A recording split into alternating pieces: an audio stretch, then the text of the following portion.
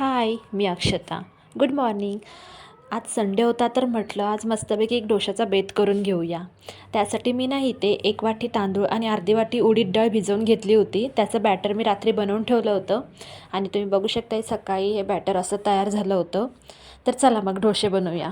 ही माझ्या चटणीची तयारी आहे, ज्याच्यामध्ये कांदा, टोमॅटो आणि शेंगदाणे, मिरची आणि थोडंसं आलं मी ॲड केलं होतं. ते तव्यावरती थोडंसं भाजून घेतलं. चला आता डोसा बनवायला घेऊया आपण.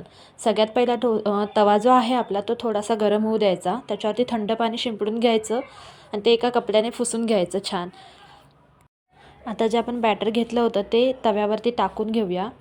डोसा फिरवताना आहे ना एकदम हळू हाताने फिरवावा लागतो, म्हणजे तो छान असा पसरतो डोसा सगळीकडे.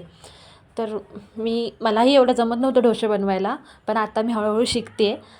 तर असा आपला डोसा पूर्ण फिरवून झाला आहे आणि थोड्या वेळाने ह्याचा कलर आहे ना असा ब्राउनिश होतो. मग समजायचं की डोसा शिजत चालला आहे खालून.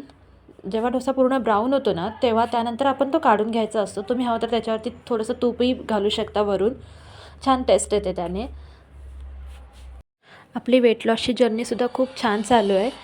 मी सकाळी नाश्त्यामध्ये ना असंच काहीतरी खात असते, डाळीचे चिला किंवा उपीट किंवा असं डोसा वगैरे. चला तर मग आपला हा डोसा तयार आहे. तुम्ही बघू शकता हा पूर्ण ब्राऊन झाला आहे खालून.